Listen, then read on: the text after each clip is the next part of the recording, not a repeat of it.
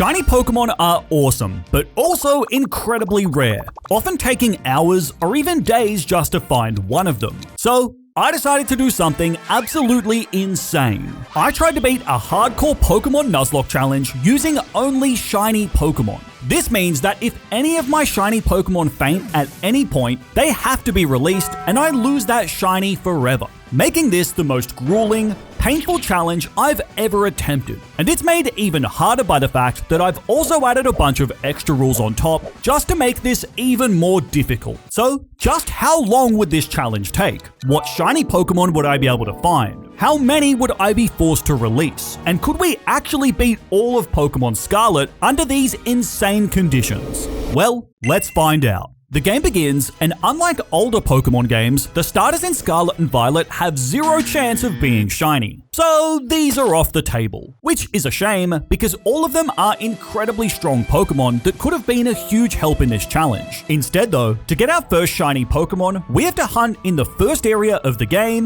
the Poké Path. None of the Pokemon here are overly strong, but it's not like we have much of a choice anyway, since we're forced to take the first shiny we find and can only catch one shiny Pokemon per area. So, with my enthusiasm for this challenge running high, I set up my timer and began shiny hunting. Basically, this just involves running around in circles over and over again in this small area, just praying that I get lucky. Although, since Nemona is still with us, she has to sit by and just watch while the new kid at her school makes the worst first impression possible. Anyway, I was ready for this shiny hunt to take hours, but after about only 15 minutes, this happened.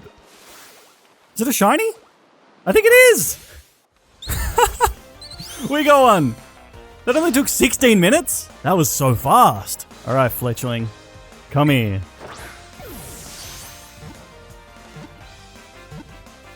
Yes! We got it.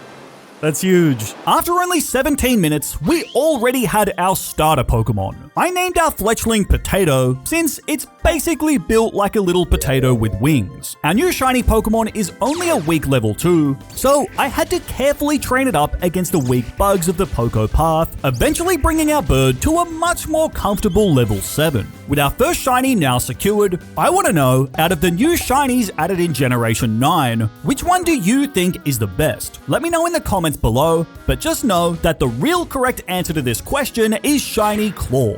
Anyway, now we can finally move on and find the weakened Koraidon down on the beach. So I just feed it our Fuecoco, since it's a pathetic non-shiny that is absolutely worthless to me. Shortly after that, we have our first real fight of the challenge, as we have to take on our other rival, Arven. There's not really much we can do here besides just spamming Quick Attack, but this turns out to be enough since Arven only has a level 5 Squavit. So, our potato had picked up our first win of the challenge.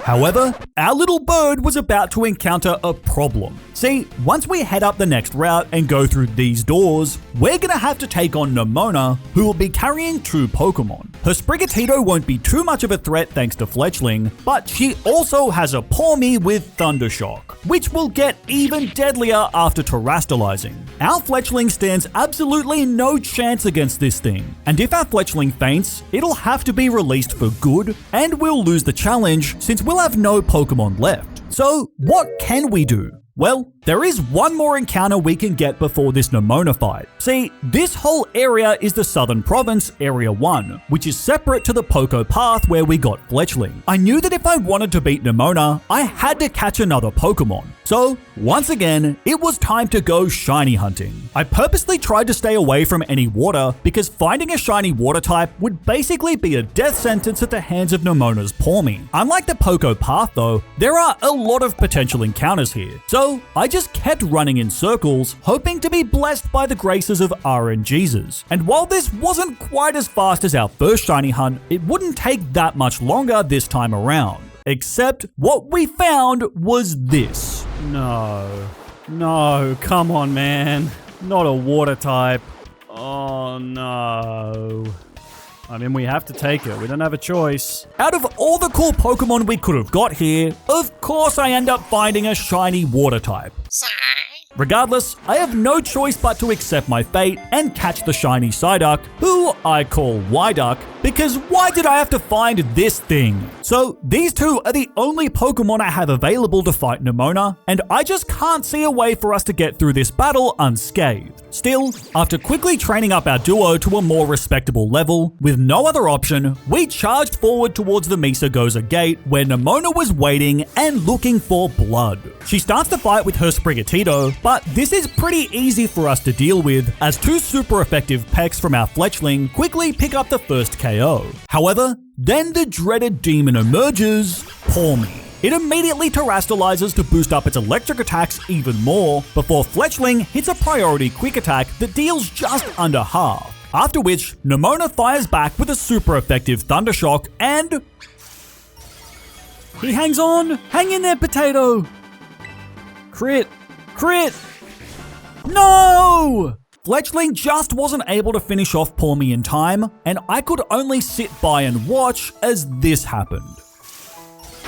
No! Potato! We had already suffered our first death of the challenge, but thanks to Fletchling putting in the groundwork, our blue Psyduck is able to finish the fight with one last Water Pulse, giving us the win, but at a huge cost. Chin up, Keegan. Now that we're in Misagoza, what's the first thing you want to see? Probably the graveyard, so I can bury my pet bird that you just killed, Nemona. Or we could go eat some baked potatoes. Potatoes? How dare you say his name? Ultimately, as much as it pains me, I have no choice but to release our little potato and permanently end its existence. We've lost a good Pokemon here, but its sacrifice is ultimately what kept our challenge alive. Can I get some Fs in the chat as a sign of respect for our fallen little Fletchling? You will be missed, Potato. This all means that now our team only consists of Wyduck the Psyduck, and since we're stuck in the city, we can't add any extra Pokemon to our roster yet. Thankfully, this isn't really a problem though, since we only have to do 2 quick battles against Team Stargrunts, both of which Psyduck can handle comfortably on its own. Here in Misagoza, besides being given our 3 main story quests for this game, we're also given 2 important upgrades for the sake of this challenge. The first is the Terra Orb, allowing us to terastallize our Pokemon for a power boost. And the second upgrade is now we can ride on Koraidon. While this doesn't make us any stronger in battle, it should help with speeding up my shiny hunting. The success of this Nuzlocke is largely reliant on us getting lucky enough to recruit some strong Pokemon. But if you're trying to recruit for your business, you can make things a lot easier with the help of our sponsor, Odoo. Odoo is all about making it easier to run your business, with a range of apps that help you with basically everything. One of these is the Odoo Recruitment app, designed to help simplify the process of finding the right staff. With this tool, you can easily post new job listings and track the hiring process for each active listing with an easy to understand visual pipeline. Once you receive an application, it can be viewed through the central dashboard, where you can then decide whether to move on to the next stage of the hiring process. On top of that, the recruitment app makes it easy to send candidates tests and surveys, as well as easily schedule interviews directly into your calendar.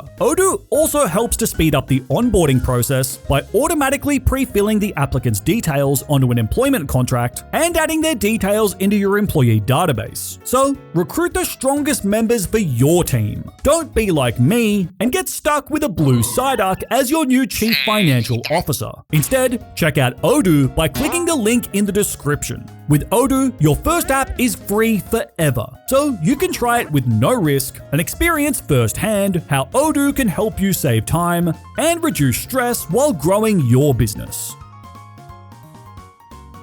So, with the game's introduction now behind us, since Psyduck is all alone and vulnerable right now, my top priority is finding some new, shiny teammates. And thankfully, due to the open world nature of Pokemon Scarlet, the map really opens up and we can hunt for a few extra Pokemon right away. Which is great because I desperately need some more Pokemon. My first hunt is up near the entrance to the Pokemon League, and let me tell you, this one sucks. There are 3 common encounters here and they're all pretty decent. However, the most common Pokemon here is Tandemaus, a pair of mice whose shiny form is so hard to see. since it's only a really subtle change in the color of their clothing. You can barely tell the difference between these two. But I mean, come on, our last two hunts were both pretty fast, so I'm sure this one won't be too bad, right? Right? Wrong, because it didn't take long for this to become my longest hunt yet. Not only is it tedious to run laps around in this tiny area repeatedly, it's made even worse by the fact that I have to individually inspect every single Tandemaus up close to tell whether it's a shiny or not. And so, the first hour quickly rolled by, as did the second hour, and the third hour after that. It was at this point that my enthusiasm for this challenge was rapidly starting to fade, and I was beginning to think that starting this Nuzlocke was a massive mistake. Part of me wanted to go and hunt somewhere easier, but I was just too stubborn to leave this area after spending the last 3 hours here. So instead, I kept on circling around, kept on checking every single mouse, and kept on suffering for several more hours. And safe to say, as time went on, I was starting to lose my mind. Wait, are you guys shiny? Oh, wait, is that shiny? Are you shiny? No. Wait, is this a shiny? No. Damn it, this sucks. Where are the shinies? I have now been at this for over 4 hours, and I am so sick of looking at the pants of Tandemaus. My eyes hurt and I have a headache. It's at the point where I'm starting to second guess myself and think that have I missed some? Like, I must have seen one and missed it, and that's annoying me so much. Are you a shiny? No. Almost 6 hours in? How is this taking so long? Please, give me the shiny. This sucks. We're now 8 hours deep into this hunt, and I just want this to end. I just want to leave this area. Please, let me out of here. However, after nearly 10 hours of hunting, this happened. Wait, is that the shiny? Are those pants yellow? Yes! Finally! Oh my god. Nearly 10 hours? Are you kidding me? That is such a subtle shiny too. Oh my god. Okay, let's not celebrate yet. We gotta catch this thing. Well, make it easy. 1 ball done. Oh dear. I fear I have to use our great ball for this. For a momentous occasion like this. 2, 3, boom! We finally had our new shiny, who I decided to name Louis Vuitton, since these shiny mice really are dripped out in those golden designer clothes. Oh, and after catching Tandemaus, I also realized that our shiny Psyduck came with a mark, which I guess makes it even rarer. So now we were back to 2 Pokemon on the team, but for now, we still had 2 more shiny encounters left, and thankfully, these would not end up taking as long as that last one. Oh! Shiny bird! Yes! We are so back. Come on, Rookity, make this easy.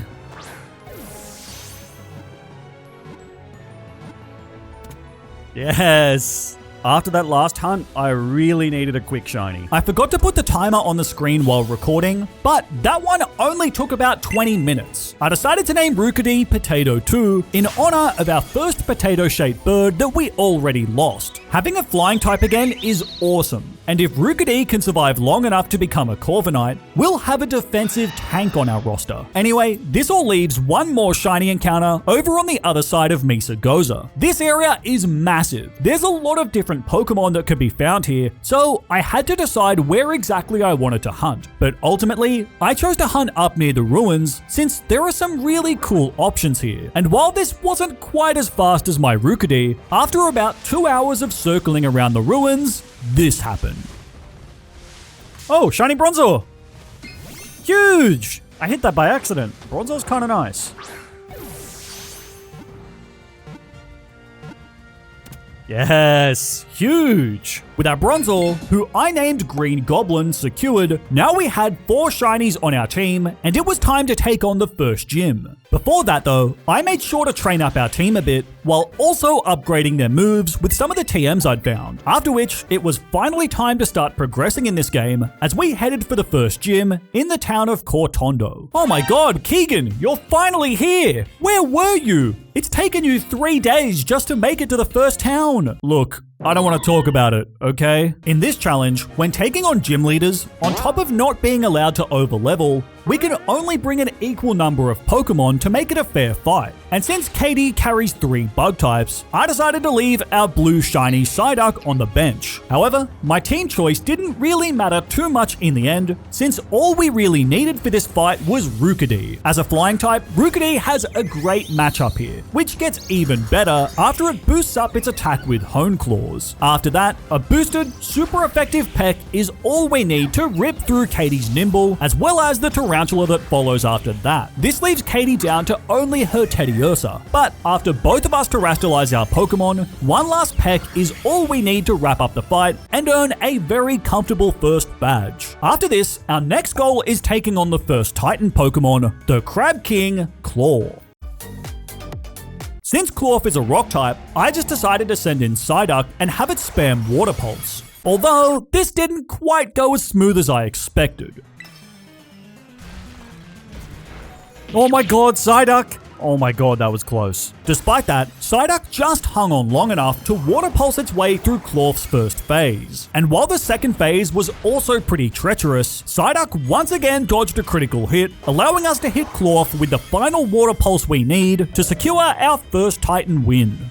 We were absolutely dead to a crit there, but this big blue duck refuses to die. Our first 2 major wins were now behind us, and thankfully, the next one would also be relatively straightforward, as we're taking on the second gym leader, Brassius, and his grass types. Our water type Psyduck is criminally allergic to touching grass, so she's left on the bench once again. However, 2 of our Pokemon do have a good matchup against grass, which is a really big help here. For example, our Rookidee can deal with Brassius's first 2 Pokemon pretty quickly and risk-free with a barrage of super effective plucks. However, Brassius's Ace Sudowoodo that follows is a much bigger threat. It hits hard for this early in the game, and it has some very threatening rock-type coverage in its moveset. I do not want to lose Potato the Second at the hands of a rock throw, so switch into Tandemaus. My goal here is to use Baby Doll Eyes, a priority move that lowers Sudowoodo's attack. Although I did get greedy and also went for a Super Fang, which is very risky,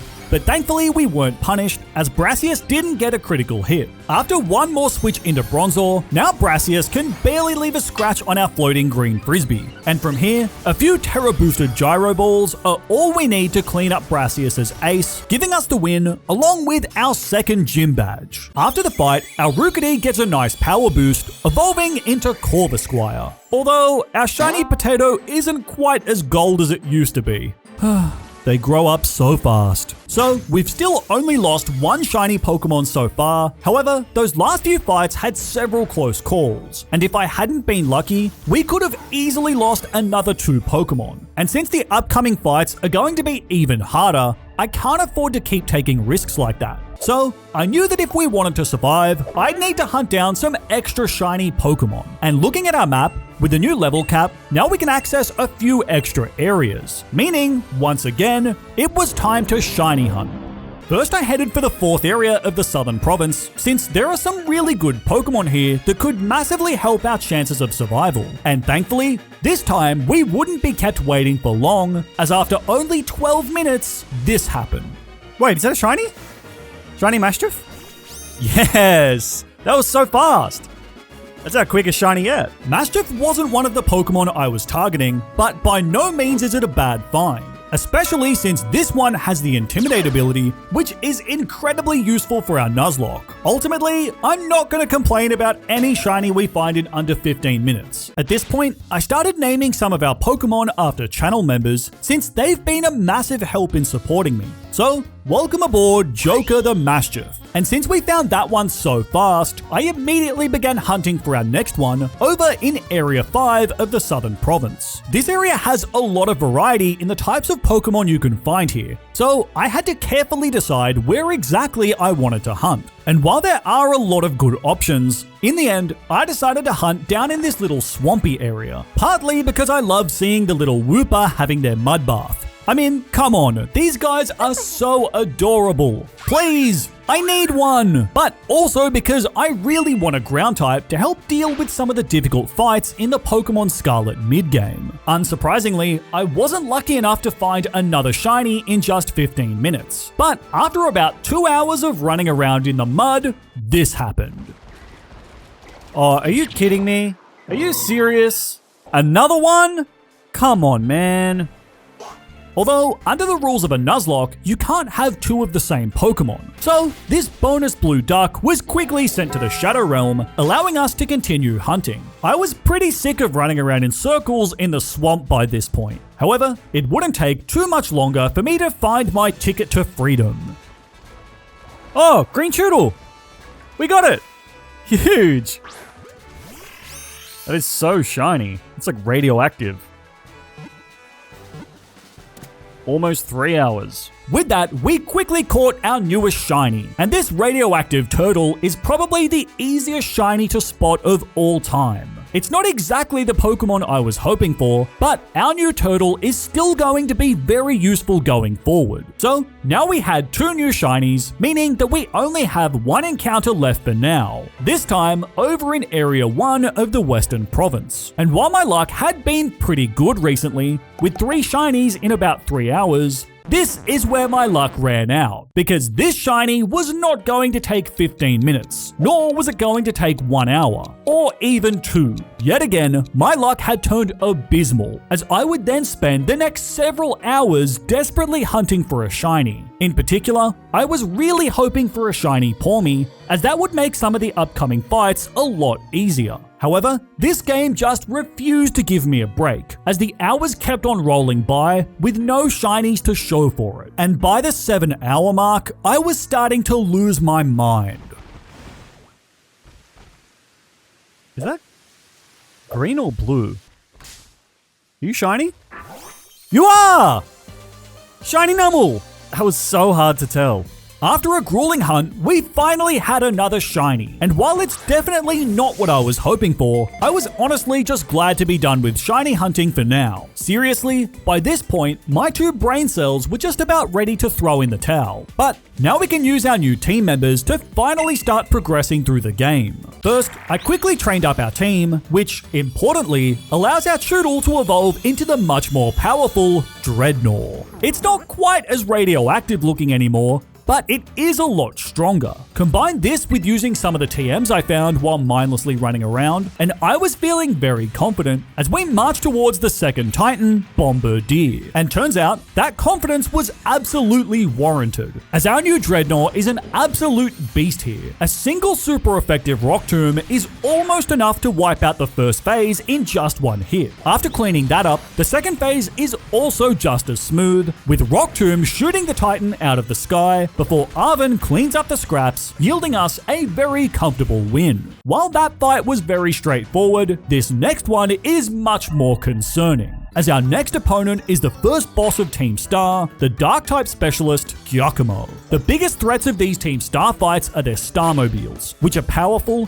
and have an enormous HP bar. Beating the Starmobiles normally can be hard enough, but trying to beat them without losing any Pokemon in the process is insanely tough. Regardless, I had no choice but to try, and marched forward towards the first Team Starbase, determined to keep all of my beloved shinies alive. The battle begins, and since Giacomo leads with his Dark Steel type Pawniard, I lead with Numel. Our new Camel makes a big debut, as it can safely tank 2 attacks from Pawniard, allowing us to fire back with the 2 super effective Incinerates we need to claim the first KO. Now Atticus was left with only his Starmobile, and this is where the problems begin. Mostly because it was at this point that I realized I forgot to bring Dreadnought, which is undeniably my best Pokemon at this point. With Numel being pretty beaten up, I switch out into Mischief, firstly to land an Intimidate, lowering the Starmobile's attack. After this, we also hit Giacomo with Charm, lowering his attack even more. As a result, the Starmobile was basically left with only its special attacks. However, there's one thing that my plan fails to account for. This Starmobile is really strong. We're so outmatched here that our Pokemon just straight up struggle to deal damage. For example, Mischief's Lick does literally 1 HP worth of damage. So to try and give us some chance of survival, I switch it to Psyduck next and hit Giacomo with Screech to harshly lower the Starmobile's defense. Psyduck is then able to land a super effective low kick for reasonable damage, but our Psyduck won't be able to survive another hit, so I have to switch out again. None of our remaining Pokemon will be able to solo the Starmobile, so I continue pivoting our team around, desperately trying to land chip damage where I can with Tandemaus and Corvisquire. Thankfully, a few plucks from Potato II brings the Starmobile to low health, but we're not safe yet. Our Corvisquire can't tank another hit, and I desperately don't want to lose another bird. So I have no choice but to start taking risks as I send out our new Numel once again. Oh my god.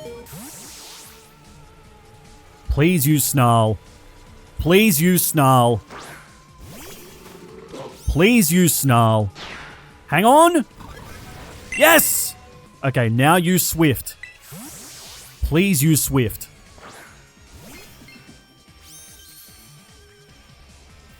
Thank you.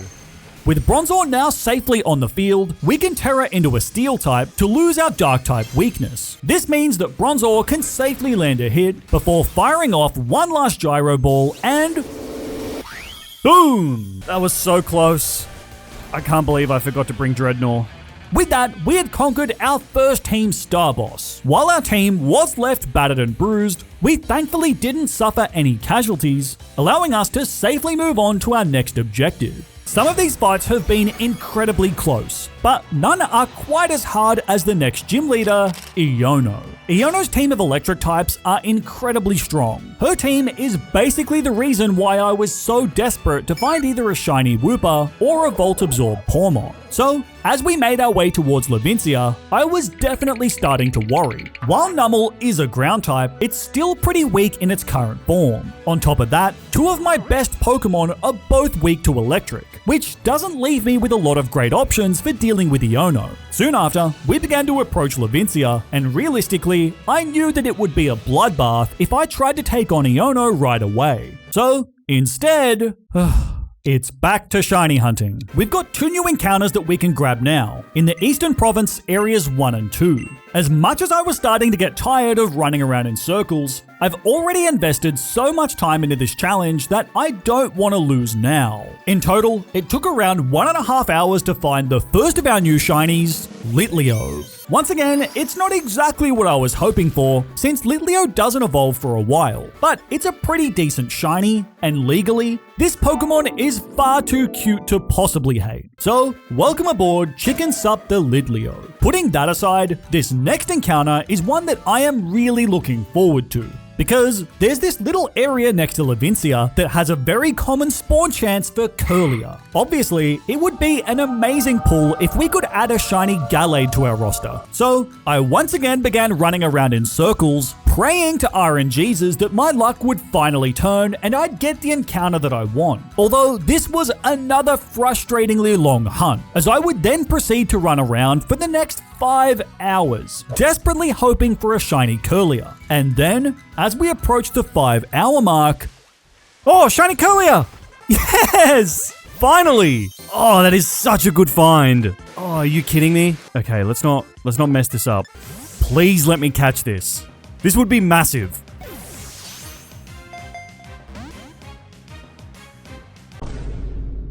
What? Are you kidding me?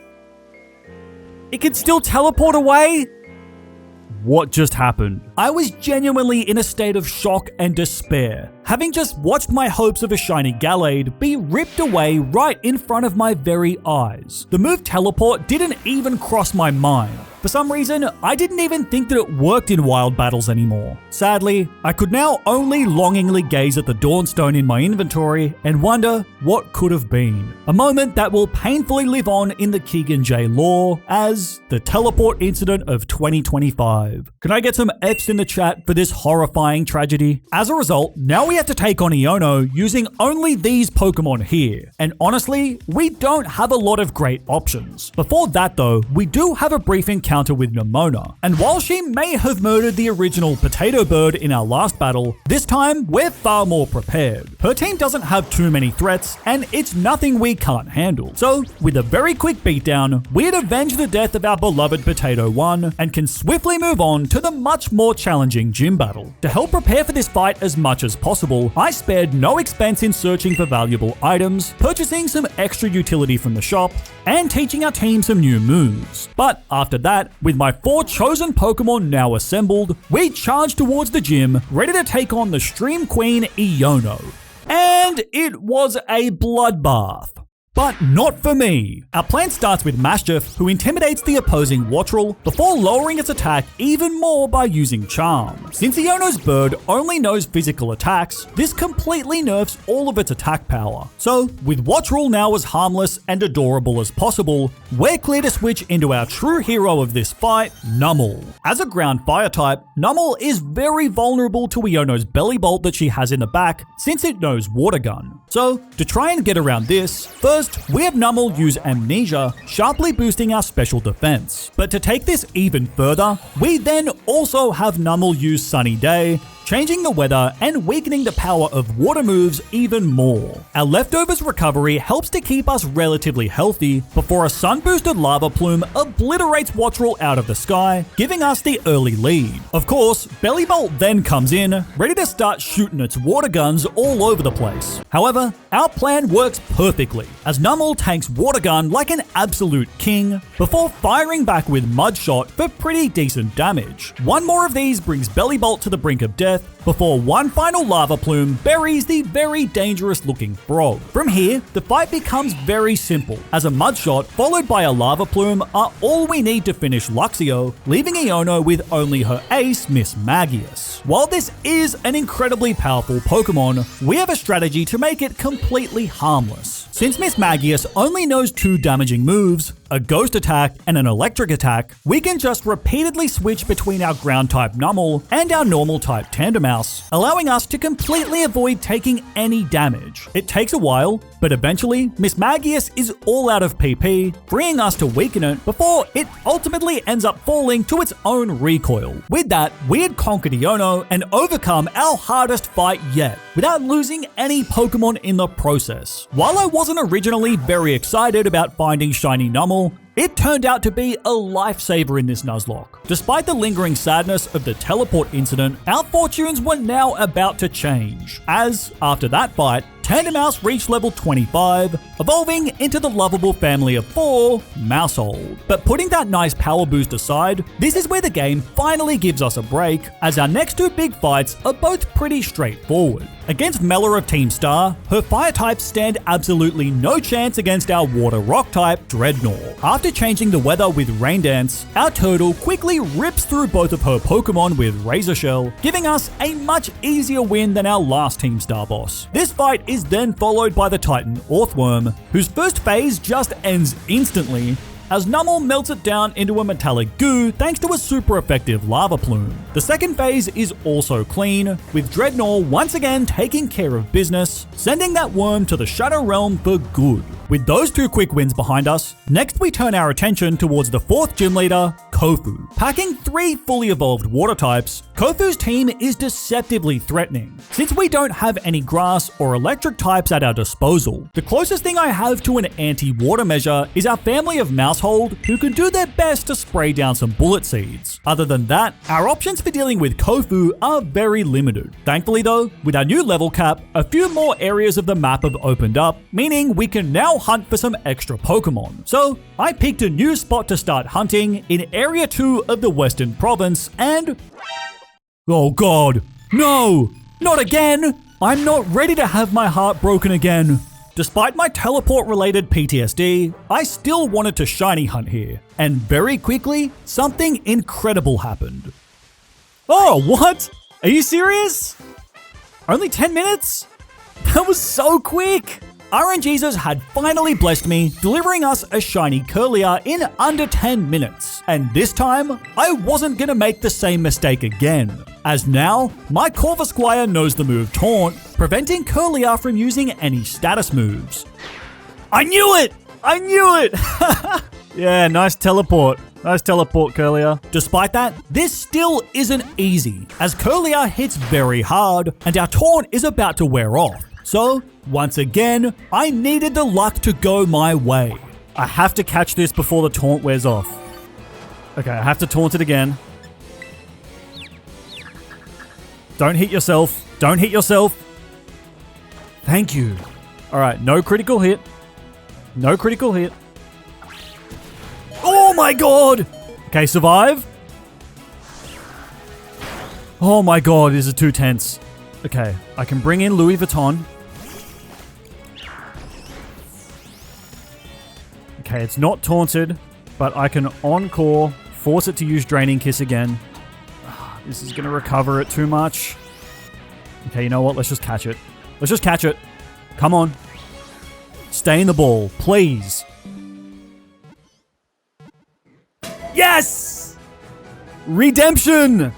Oh my god. I can't believe that. With that, our redemption was secured, as we finally had our shiny Curlier, named after Prince Alex. And it was about to get even stronger, as we can immediately use our Dawnstone, evolving it into one of the coolest Pokemon ever, Gallade.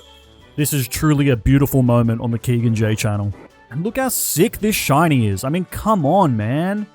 Look at this guy. This might be the greatest shiny of all time. Since Gallade is a stone evolution, it also gets access to a bunch of its powerful moves right away, making this guy a godsend for our Nuzlocke. And as if that wasn't already enough, at the current level cap, our shiny Mastiff also gets to evolve into a shiny Mastiff, the boss dog, which also gets a massive power boost. Thanks to these new additions, in no time at all, our team had gotten much more powerful. And with these new upgrades, we were about to go on a tear, as our next few fights would be a complete walk in the park. Our first victim is the water-type gym leader, Kofu. Thanks to Gallade already having access to Leaf Blade, the start of this fight is pretty simple, as spamming Leaf Blade quickly picks up the first 2 KOs. Then, against Kofu's ace Crabominable, I switch out into Mastiff, who nerfs Crabominable's attack with Intimidate and Charm. From here, a few Thunderfangs from our newly evolved boss dog are all we need to secure the win, giving us a clean badge number 4. Nurse Joy? Are you feeling okay? Yeah, never better. Why? Is there something on my face? With Kofu defeated, our level cap rises to 36, which is a very significant number for our team, as at level 33, we have 3 Pokemon that can finally evolve. So the upgrades to our team just keep on coming, as Numel evolves into Camerupt, which is such an awesome looking shiny. This is then followed by Psyduck, who has somehow survived long enough to become Golduck, and finally, our Bronzor evolves into the shiny Bell, Bronzong. With these 3 additions, our team was looking much more deadly. And look, I'm not gonna lie to you, this next fight against Atticus, it wasn't even close. With the right move setup, our Steel-type Bronzong can't even be touched by Atticus's Skuntank. This makes it completely free for Bronzong to boost up its stats with Calm Mind. And once Trick Room is up, we're clear to finish off Skuntank with Gyro Ball before ripping through the rest of Atticus's poison types with stored power. Honestly, our Bell without a brain just embarrassed this man and ended his whole career in about 2 minutes. So clearly, our new team was looking very strong.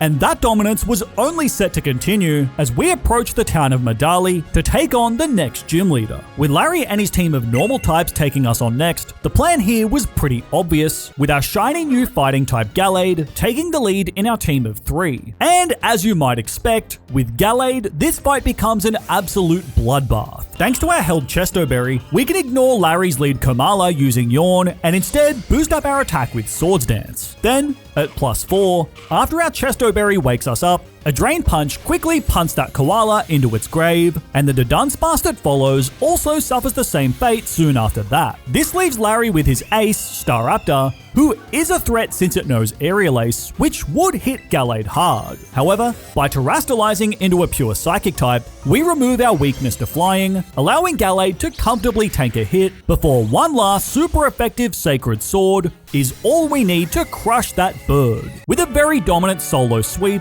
Gallade had obtained Gym Badge number 5. Ever since catching this shiny blue beast, our team has basically been untouchable, and I started to think maybe we could make a clean run through the rest of this game without suffering any more casualties. However, I was about to get hit with a very heavy dose of reality. Because after our gym fight, we get ambushed by Nemona. We're then forced into a battle while I still only have 3 Pokemon in my party. Despite being outnumbered, this fight actually starts off really well, because on turn 1, Lycanroc causes Gallade to flinch, which, thanks to our Steadfast ability, actually gives us a very useful speed boost. Then, on the next turn, we're free to boost up our attack with Swords Dance before a super effective Drain Punch claims our first KO. Then, against the Goomy that follows, we're clear to raise our attack even more before quickly clearing through Goomy, as well as the Pormo that comes in after that. This leaves Nemona with only her ace, Meowscarada. And while Meowscarada is incredibly dangerous, thanks to our boosted attack and speed, Gallade was all clear to finish the fight. No! How are you faster?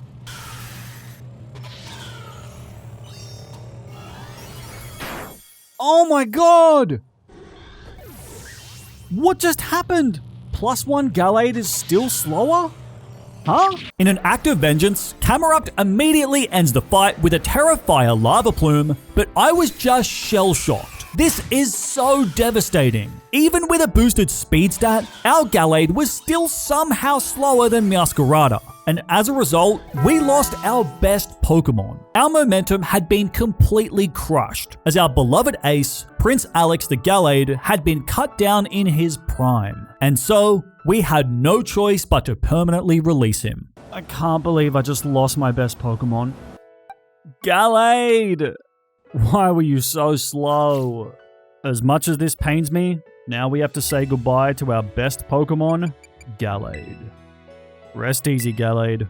It was fun while it lasted. After burying Gallade alongside our other fallen hero, as dejected as I was, we had to keep pressing on and moving forward. Thankfully, on a positive note, with the updated level cap, we now get access to 2 more evolutions. Firstly, in the form of Pyroar, which is then followed by our shiny new Corviknight. This guy is a massive addition to the team. It's not quite as shiny and golden as it used to be, but the new type combination of Steel Flying gives Corviknight some amazing defensive coverage. And despite having just lost our best Pokemon, our team was now in a really good position to take on the next few fights of the game. The first of these is a battle with the Ghost-type gym leader, Rhyme. This fight can be so treacherous for a Nuzlocke, since it's a double battle, which massively increases the risk of losing a Pokemon. So, I needed to make sure I had a solid plan before going into this fight. This basically involved going on a short shopping spree before equipping some black glasses onto my pet dog and turtle. While this was a fight that I was really worried about, in reality, with these 2 at the helm, this gym battle was completely free. After terastallizing our Mabastiff on turn 1, the crowd cheers, which gives both of our Pokemon an instant Omni boost. After that, a string of boosted, super effective crunches from our deadly duo just ripped through all of Rhyme's Pokemon, ending the fight in surprisingly dominant fashion. After that win, we finally have access to buy Nature Mints in the store, which gives me a lot more flexibility to strengthen up our team. After that brief stopover, the Gallade Revenge Tour continued on, as our team of shinies would dominate the next few fights. Against the 4th Titan, Great Tusk, our Golduck just utterly obliterates the first phase with a single Hydro Pump. The second phase is equally as straightforward, with Corviknight making its debut, finishing off Great Tusk with a super effective Drill Peck. Once again, our Nuzlocke had started going well, but the same cannot be said for Arven. My Mabastiff is really sick, Keegan. I don't know what to do. Yeah, cool. Great story, Arven. Anyway, my Mabastiff is incredibly healthy, and it's a shiny too. Isn't he just the best dog in the entire world? I hate you so much. Putting Arvin and his selfish behavior to the side, now our attention turns towards taking on the final 2 gyms. The first of these takes us on a pretty long journey across Paldea before arriving in the town of Alphanada, a place that devastatingly sparks my PTSD, as Curlia are literally walking the streets here. Everything reminds me of him. Thankfully though, we're safe from suffering any more casualties for now, as this gym fight against Tulip is very straightforward. Since our Dark-type dog Mabistiff completely hard counters Tulip's team, this battle was just a slaughter, as Mabistiff dog-walked Tulip's team for a comfortable 7th badge. This dominance by our shinies then continued, as the final gym fight against Grusha was a pretty similar result. By teaching our Dreadnought the move Rock Polish, we can boost up our speed to make sure we're faster. With a held wide lens to make sure its Rock Tombs connect, a single shot is all we need to take out the lead Frostmoth. Then, against Beartick, we can Terra our turtle into a pure water type, effectively removing our weakness to Beartick's Earthquake. And since Dreadnaught's ability completely removes the chance of a critical hit, we can then safely fire off Rock Tombs, eventually wearing through Beartick, as well as the Satitan that follows. This all leaves Grusha with only his Ice-type Altaria. But by switching out Dreadnought and bringing in our bulky Bronzong, our win here is basically guaranteed. Although Grusha did hit some insane luck, both freezing Bronzong and leaving it confused. However, once those statuses wear off, a few Gyro Balls are all we need to claim the final KO, as well as our final gym badge. But as clean as those last few gym fights had been, nothing quite compares to the sheer level of dominance that we were about to display against the 4th team star boss, Ortega. Since this guy exclusively uses physical attacking fairies, this means that our tanky Bronzong is just a behemoth that completely walls Ortega's entire team. Seriously, this was just embarrassing for Ortega. After a few iron defenses, his fairies can't even lay a scratch on Bronzong, who can just eat hits forever. This basically means that we can stored power our way through Ortega's entire team, sending his Pokemon to the trash where they belong. Clearly, ever since taking on the Ghost Gym, our team had been in cruise control and we had had really strong matchups in all of those recent fights. However, that streak of fortune ends here, because not only are the remaining fights some of the hardest in the game, they also contain some of our worst type matchups that our team doesn't really have an answer for. I knew that if I went into the end game with our current team, it would likely be a bloodbath that results in me losing the challenge. So clearly, we had to hunt for more shinies. A lot of the map is now opened up since we last hunted, meaning we have a lot of good options for potential new teammates. The first spot I decided to hunt was Casaroya Lake. This area has a lot of good counters to the fighting type, and I was especially desperate to find a shiny Dratini. It's also a nice change of pace. Instead of running around in circles, now we get to swim around in circles, which is a completely different experience. And no, I'm not losing my mind here with all this shiny hunting whatsoever. Regardless, after a very enjoyable 3 hours of swimming around, I finally got some luck. Oh, shiny Marill! It's so green. Oh my god. Marill isn't quite what I was hoping for, and it not having the huge power ability is pretty devastating, but a fairy type is still nice to have. Regardless, Marill by itself wasn't going to be enough to make it through the end game of Pokemon Scarlet, so I continued shiny hunting, focusing on the area near Alphanada, as well as near the base of the big icy mountain. Both of these hunts took around 4 hours combined, and allowed me to find a shiny Drifloon, as well as a shiny Hariyama. So, with 3 new shinies, named after 3 of our awesome channel members, we move on to our final hunt for now, in Area 1 of the Northern Province. I still desperately want a shiny dragon, and this is one of the few remaining spots in the game where that's possible, as in this lake you can find Dratini, while Axu can also spawn on the grass around the outside. By this point, my brain was just completely fried from all this shiny hunting. Running around in circles like this for hours and hours is just so mind-numbing. But as time continued rolling by, I knew that we were just one good shiny away from massively increasing our odds of beating this challenge. So, despite my fading enthusiasm and building headache, I continued hunting for another few hours until this happened. Wait, pink noodle? Is it a pink noodle? Yes! Finally! Okay, don't mess this up. Stay in the ball. Make this simple. Yes! Finally! Look at that pink noodle. It's so beautiful. We finally found a shiny dragon, and this small pink noodle was about to give our team a massive boost, because at the current level cap, we can fully evolve all of our new shinies, including Dratini, who evolves all the way into Bankai the Dragonite. While it may not be small, pink, or a noodle anymore, Dragonite has a very useful dragon flying typing, along with some pretty impressive stats. Now, thanks to the power of this newly upgraded team, our next few fights became very straightforward. Against the final titan, Dondozo, our new duo of Dragonite and Azumarill countered the giant whale pretty well, making it a very clean sweep with Thunder Punches and Play Roughs, followed by one final Outrage to finish the third phase. Then, against the final Team Star Boss, it turns out that Eri and her fighting types are just completely walled out by my demonic steel bird, Corviknight. Her Toxicroak lead is pretty helpless against us, so Potato II can safely boost up its stats with Bulk Up before going on the attack. Despite Eri getting a critical hit at literally the worst time with her Annihilape's close combat, Corviknight still holds strong, sweeping through the rest of Eri's team with Drill Peck.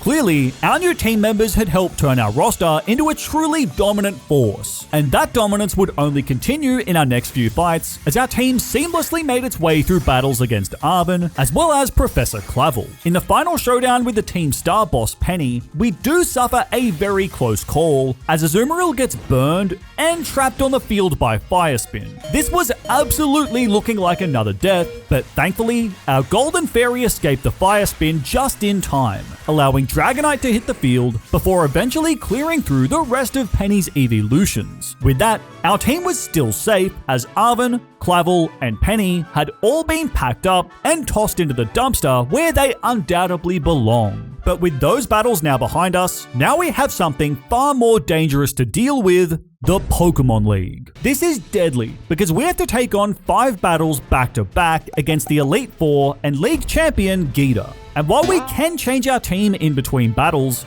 if we lose any Pokemon during these fights, we can't replace them with new encounters until after the battle with Geeta, meaning that if even one of these fights goes poorly, we could lose all our momentum and possibly the entire challenge altogether. So, with our roster of 12 shinies in tow, I needed to make sure that I had a plan for taking on the Elite Four. Alright Keegan, now before we can battle, I need to conduct a quick IQ test. Let me just check these readings and oh my god! I've never seen anything like this before! What? Am I some kind of genius? I didn't even think this was possible, but your IQ actually came back negative!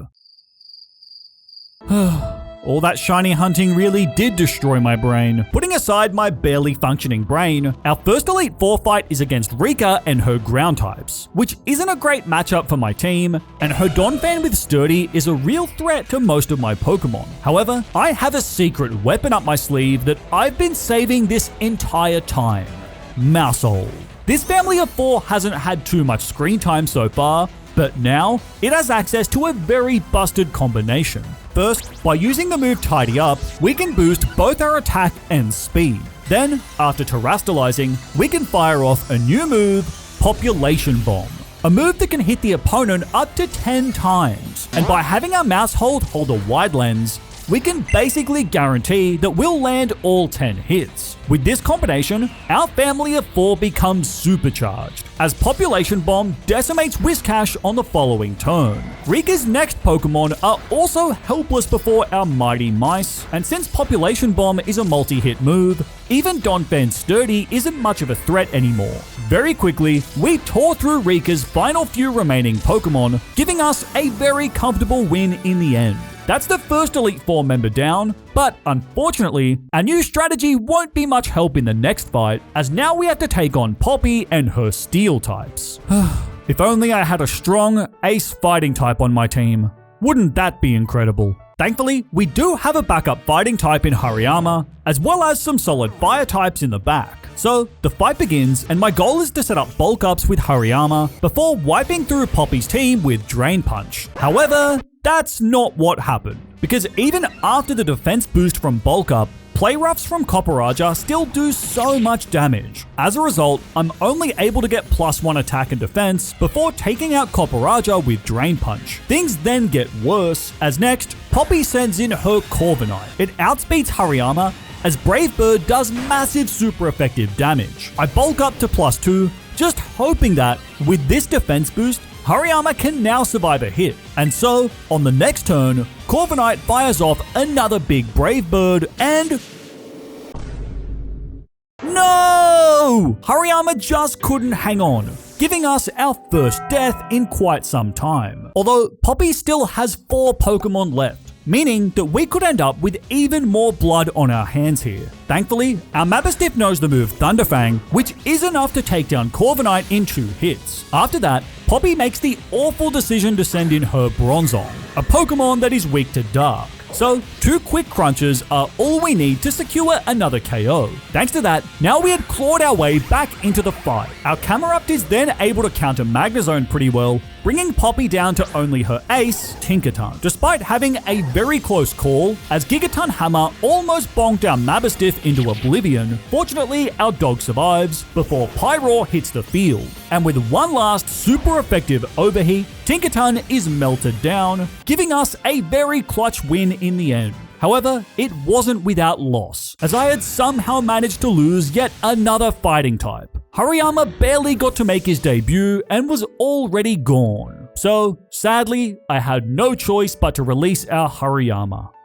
Can I get some Fs in the chat for our big boy who died in his very first appearance? Despite blood having been spilled, now we had made it through the first 2 fights of the Elite Four, and thankfully, the next 2 battles give us a much better matchup. In the case of Larry and his flying types, his lead Tropius is completely walled by Bronzong. This makes the fight very simple, as Bronzong is free to boost up its stats before quickly sweeping through Larry's entire team, ending his Nuzlocke for the 2nd time in this video. Taking on Hassel's Dragons also becomes very straightforward thanks to our Dragonite. By having it hold a Habanberry, our Dragonite is guaranteed to survive at least 1 attack against Hassel's Noivern. So we can use this turn to use Dragon Dance, boosting up both our attack and speed. From here, this fight is a slaughter. Our Terra Dragonite just goes wild with super effective Dragon Claws and Outrages, decimating Hassel's team as our shiny Dragonite proves itself to be the strongest dragon in Paldea. So, despite a small speed bump against Poppy, the Elite Four had all been crushed by our team of shinies. And to be honest, our fight against the champion Geeta is equally as straightforward. By leading with Mastiff, 2 crunches are all we need to take care of Geeta's leader Sparthra. She then sends out Go-Goat, a Pokemon who is completely walled by our Corviknight. This gives us free reign to boost up Corviknight's stats before our Metallic Bird of Death just absolutely obliterates Geeta's team in a downright disrespectful sweep of the Paldean champion. With that win, our team of shinies had survived long enough to become Paldean champions. Truthfully, we had dominated our way through those last few fights. However, now we have a much bigger threat to deal with, as there are only 2 fights left in the game, which are considered to be the hardest of this entire challenge. And the first of those is... Nemona, our rival who murdered our baby potato fletchling, as well as our beloved Gallade that I worked so hard to find. She's been the biggest challenge of this Nuzlocke, and her final team is insanely strong, packed with powerhouse Pokemon that can all dish out massive damage. So, as we approach Nemona, ready for our final showdown, I knew that this was our last chance to get revenge in the name of our fallen shinies. And I had a plan to do just that. My plan for revenge is centered around Corviknight, which is very fitting since it inherited the potato name only after Nemona brutally murdered our first potato, Fletchling. Nemona's Lycanroc spends turn 1 setting up Stealth Rock, and since it's a physical attacker, we boost up our physical bulk with Iron Defense. As a result, Lycanroc's Stone Edges don't deal too much damage, allowing us to continue buffing our defense, all while Leftovers helps to recover health. Before long, Corviknight is maxed out at +6 defense, turning our Steel Bird into a glorified flying tank.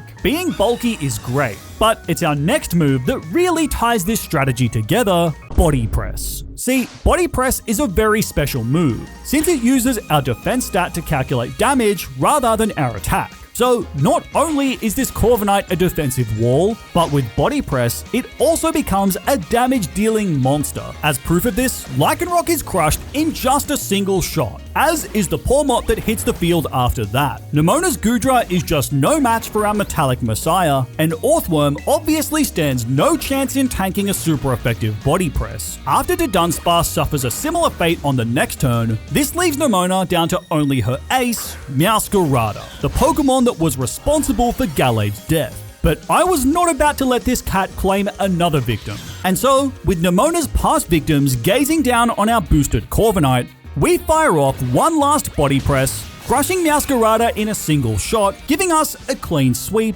as well as some very brutal revenge over Nemona. That one was for you, Gallade. With Nemona now crushed, left mourning the loss of her entire team and her reputation, our shiny squad only had one more hurdle to climb, as only one more fight remained.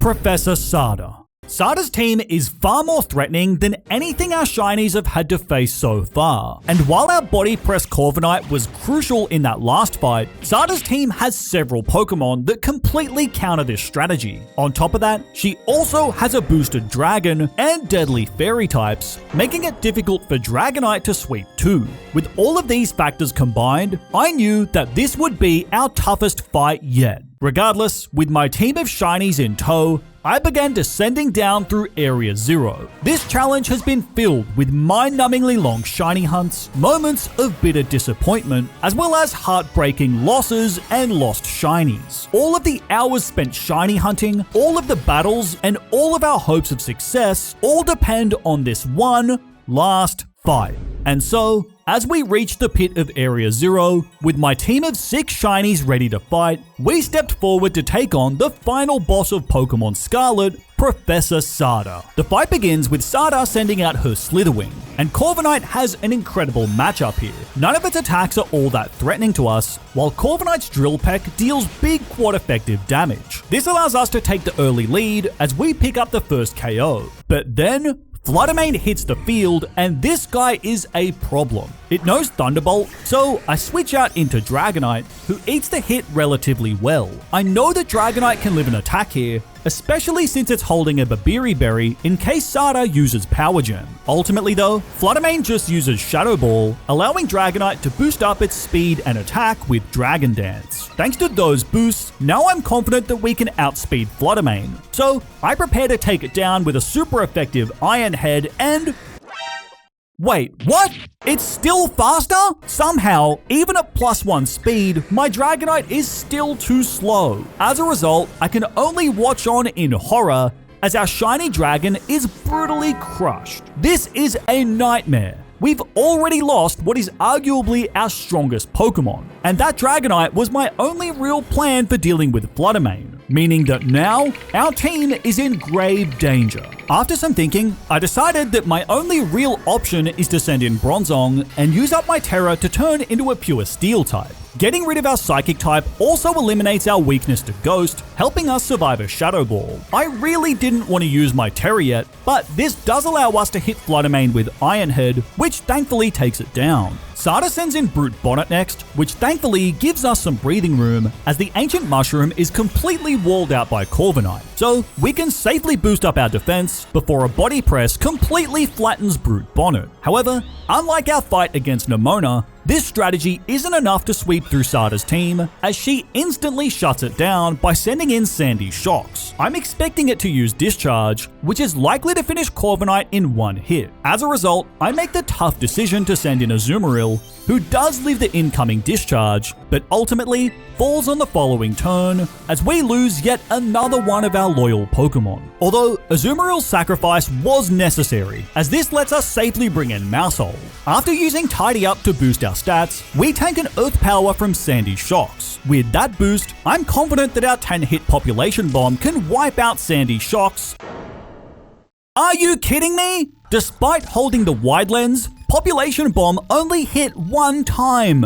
That has like a 1% chance of occurring and it just happened to me at the worst time possible. This means that Mousehold is also sent to its grave, and our team is completely falling apart. Thanks to that awful luck, we've already lost 3 Pokemon, and our hopes of winning are slowly fading away. Running out of options, I just send in Bronzong and hope for the best. Our Terastallized Bell is able to lay down some decent damage, but ultimately, it too falls to a super effective Earth Power, leaving us with only 2 Pokemon left. Thankfully, Mabosstiff is able to tank an Earth Power before Crunch finally takes down the dreaded Sandy Shocks. Although Sada just responds with Scream Tail, which Mabosstiff has an awful matchup against. We're outsped as a super effective Play Rough just wipes Mabosstiff off the map, meaning that now we were down to our very last Pokemon, Potato II, Corviknight. We need our bird to clutch up here, and thankfully, we have a pretty good matchup against Scream Tail. None of its attacks are overly threatening to Corviknight, which means we can safely boost up our defense in the face of this physical attacking fairy type.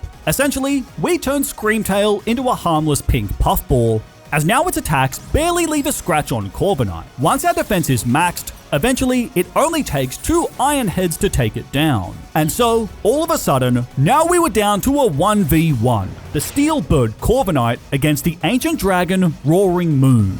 Sada's dragon immediately gets an attack boost thanks to its booster energy, but our bird is basically a flying tank with its maxed out defense. So, after eating the incoming Stone Edge like it's nothing, Corviknight fires off one last body press, crushing Roaring Moon in a single shot, sealing a massive clutch win against Sada. Despite some insanely bad luck in that fight, and losing some amazing Pokemon along the way, we had now conquered a hardcore Nuzlocke of Pokemon Scarlet using only shiny Pokemon. Jump into this video next for more Pokemon content. Drop an F in the comments to pay tribute to all the great shinies we lost in that challenge, along with my sanity that was also lost. Let me know which shiny we found was your favorite, and as always, take care, and I'll see you in the next video.